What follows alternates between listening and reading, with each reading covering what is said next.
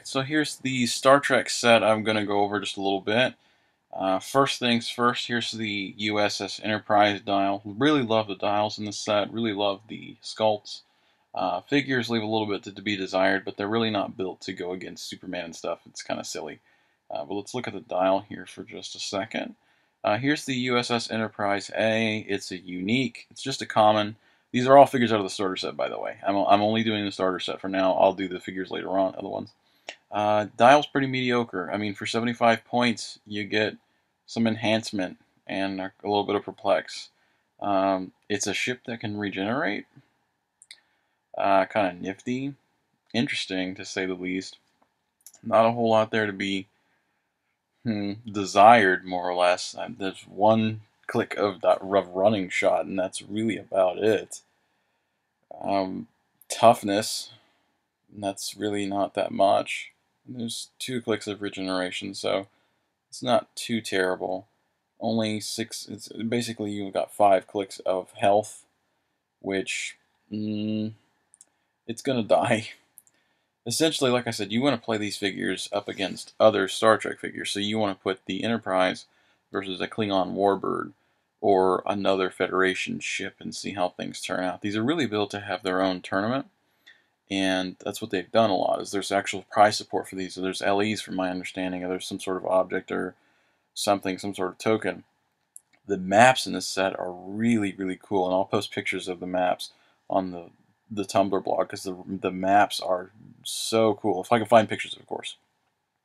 I'm going to move on to the next Enterprise ship here. This is the USS Rhode Island. It's one of the, I think it's a Deep Space Nine ship. Here's the dial. This one's a little bit more useful. Let's see here. Some of the powers are kind of out of the water here. Looks like there's energy shield and deflection, perhaps. I'm not way too sure about the colors there. Maybe it looks like incapacitate almost. Little strange.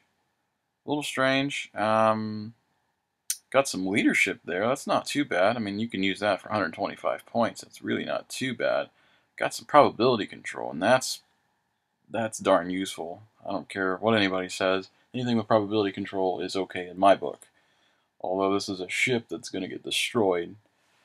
Looks like it might withstand a little bit there. Not bad. It's just a common. These figures run $5 or $6 a piece, really. I haven't seen them go up yet on Troll and Toad, at least, for sale. Range is not bad on this one.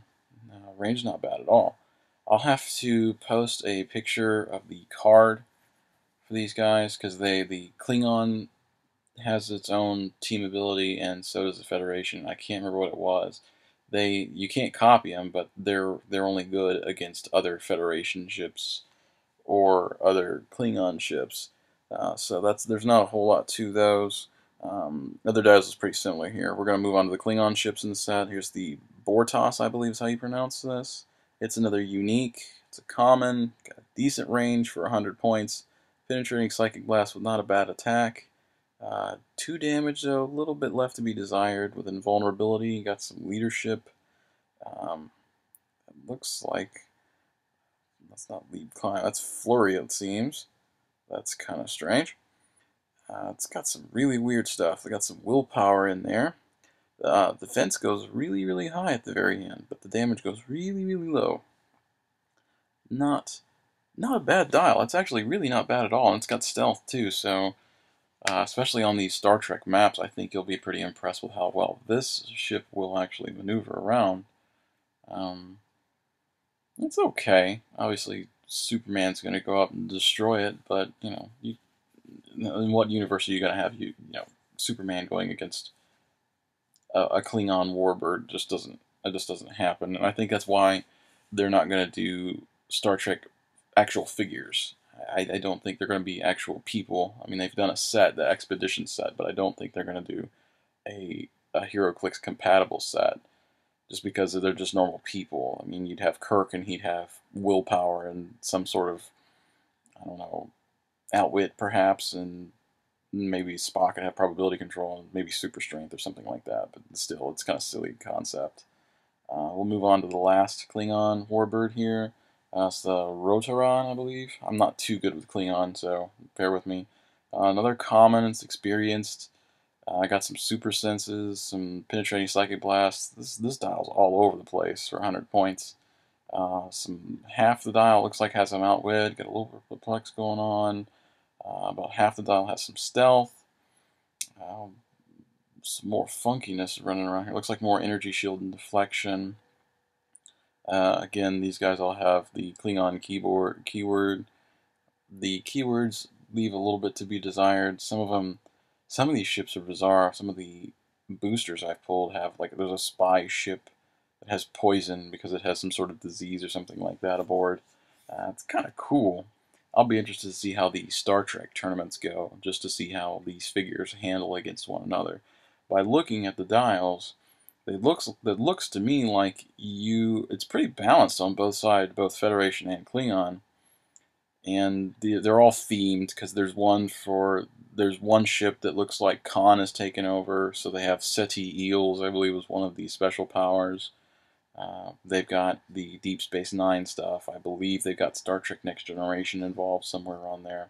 There's also the Kirk and Spock era that's involved. Um, so, yeah, definitely pretty cool set. Not something I would recommend for starters unless you're going to only play Star Trek. It's just not going to work that well. All right. Last thing I want to point out here is the booster sets. These guys run they're about $5 or so for each booster. They're gravity feed set. They're really big boxes, so you're going to pay more for them. Looks like a booster case of these or a desktop display looks to be about 50, $60 depending on where you buy it. The starter set runs anywhere from 25 to I think 35 maybe, just depending on where you get it. Online, Amazon, wherever. I always say support your local hobby shops. You want your local economy to stay afloat?